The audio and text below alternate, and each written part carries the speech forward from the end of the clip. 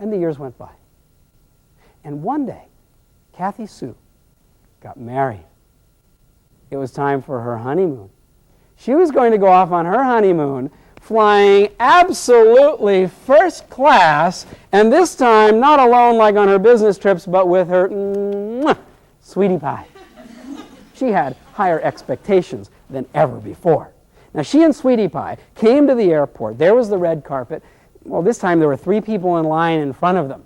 Well, but never mind. She had something to do, just snuggling up. And by the time she finally got up there, it was her turn to check in. There were the tickets, the passports, her frequent flyer card, because she's the heavy in this relationship. And the check-in agent said, let's see, Mr. and Mrs. Kathy Sue, glad to have you with us. Oh, I understand it's your honeymoon. Congratulations. That's very nice. Let's see. Oh, dear. There's been an aircraft change on this flight, and I hope you don't mind, but those 2 seats that we booked right next to each other, they're still next to each other, but they're just across the aisle. That's not going to be a problem, is it? Of course, Kathy Sue said, what do you mean it's not going to be a problem? This is my honeymoon. We just came down the aisle. I don't want to go off on my honeymoon sitting across the aisle from each other. See what you can do to fix it. And try as they might, at check-in, at the gate, even in the cabin, the flight was full. Nobody would move. And poor Kathy Sue and Sweetie Pie had to fly off on their honeymoon across the aisle from each other. But you know what? To make things even worse, just before they got on the plane, Kathy Sue noticed that over her shoulder, the Japanese airlines were individually escorting every one of the first-class passengers right from check-in, through immigration, up to the gate, and right onto the aircraft individually to their seats. And Kathy Sue said, you know what? I don't get service like that with my airline.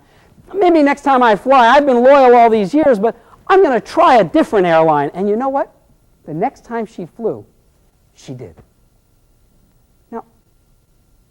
Now, wait a minute. What happened here? What happened? I mean, over here, Kathy Sue is saying, wow, I love to fly. And over here, she's changing airlines altogether. But did the quality of the service here go down? Not at all. The service has been consistent, reliable, dependable. I mean, even other airlines talked about it. What happened? It's not that our service went down. It's that Kathy Sue's expectations went up, way up. Now, we call this phenomenon rising expectations.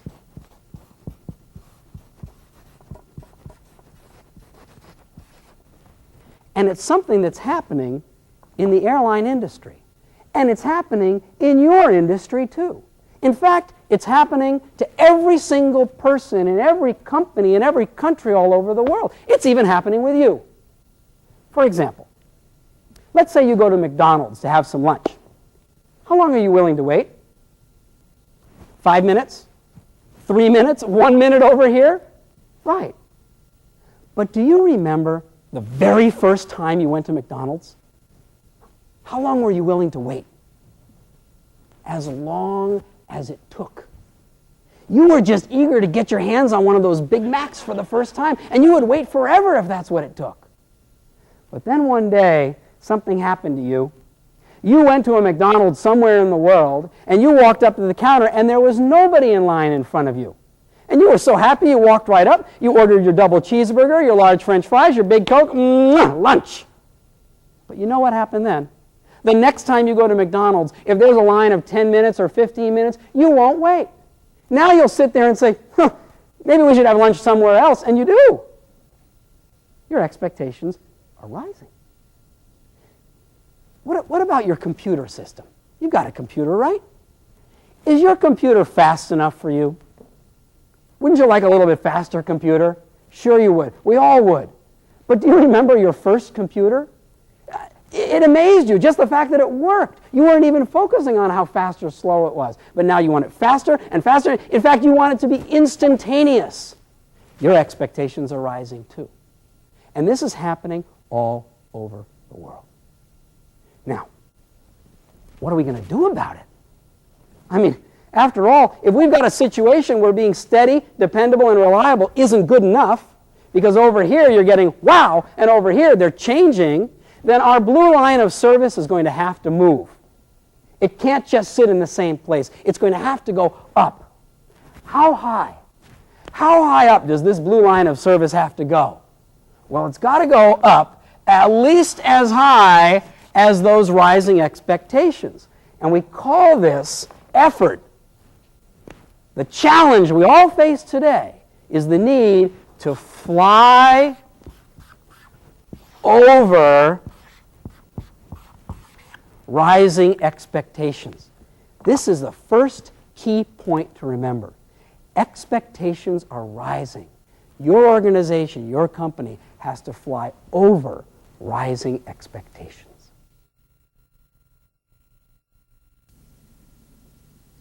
Do you know how your customers' expectations are rising? Are you fully aware of what your customers expect today in terms of speed, quality, price, flexibility, value for money? Do you know what your customers expect from you today in terms of ease of access to your organization, information you provide, or assistance in terms of improvements, upgrades, or future planning? What are you doing now to ensure that you stay in close touch with your customers' rising expectations? Do you use surveys, interviews, focus groups? Do you consistently monitor your customers' compliments and complaints to stay in touch with how their expectations are moving and rising over time? Are your competitors in closer touch with your customers' rising expectations than you are? How can you improve? What can you do or do better so that when your customers' expectations rise, you know about it and your service rises right along with them?